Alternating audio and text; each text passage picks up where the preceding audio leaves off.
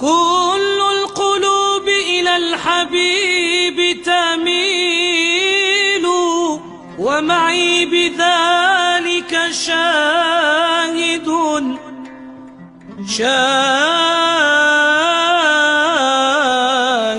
ودليل. اس امر کی ہے کہ ہم دل کے ان 7 دروازوں کو اولاً مضبوطی سے بند کریں.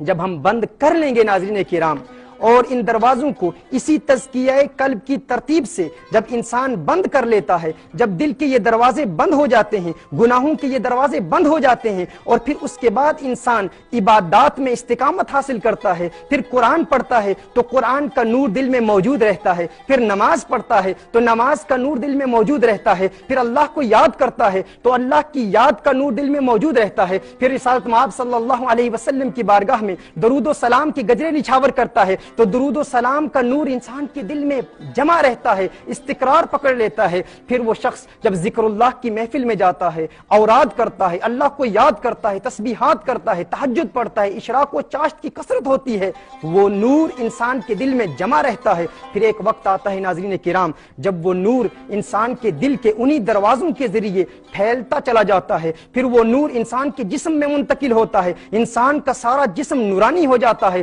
اور پھر وہ وقت آتا ہے ناظرین کرام کہ وہی قلب جو پہلے القلب الشیطانی تھا، انسان کا وہی دل جو پہلے القلب الغافل تھا، القلب المختوم علیہ تھا، القلب المریض تھا، القلب القاسی تھا، القلب المیت تھا، وہی قلب القلب المطمئن بن جاتا ہے، القلب السلیم بن جاتا ہے، القلب الروحانی بن جاتا ہے، القلب الربانی بن جاتا ہے. اس دل کے پھر ایسے دروازے کھلتے ہیں کہ وہی شخص جو پہلے گنہگار، بدکار، سیاہکار تھا، اس کا سارا جسم آلودہ معصیت تھا، لیکن جب وہ دل کے ان 7 دروازوں کو تزکیہ قلب کے ذریعے بند کر لیتا ہے ناظرین کرام، پھر وہی شخص صالح بنتا ہے، پھر ولی بنتا ہے، پھر نجیب، نقیب، قطب، ابدال، غوث، اوتاد اور پھر غوثیت کے مراتب پر فائز ہو جاتا ہے، اور پھر اسے اللہ عز و جل ایسے بلند و بالا مقامات پر فائز کرتا ہے ناظرین کرام کہ پھر ایک ایسا وقت بھی آتا ہے، ایک ایسا وقت بھی آتا ہے کہ عالم غیب کے حجابات اٹھا دیے جاتے ہیں. رسالت مآب صلی اللہ علیہ وسلم ارشاد فرماتے ہیں،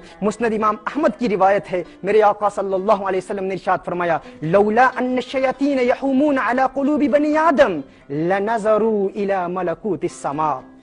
میرے آقا صلی اللہ علیہ وسلم نے ارشاد فرمایا کہ اگر انسان کے دل کو شیاطین نے اپنے گھیرے میں نہ رکھا ہو، یعنی شیاطین کے یہ دروازے جن کے ذریعے شیطان انسان سے گناہوں کا ارتکاب کراتا ہے، میرے آقا صلی اللہ علیہ وسلم ارشاد فرماتے ہیں گویا کہ اگر انسان نے شیاطین کو دور کر دیا لنظروا الی ملکوت السماء، وہ انسان بیٹھا ہوا دنیا میں ہوگا لیکن ملکوت السماء، آسمان کی بادشاہیاں اس کی نگاہوں کے سامنے ہوں گی، وہ ملکوت السماء کو دیکھے گا، عالم الغیب کے حجابات اس کے لیے اٹھا دیے جاتے ہیں. اسی طرح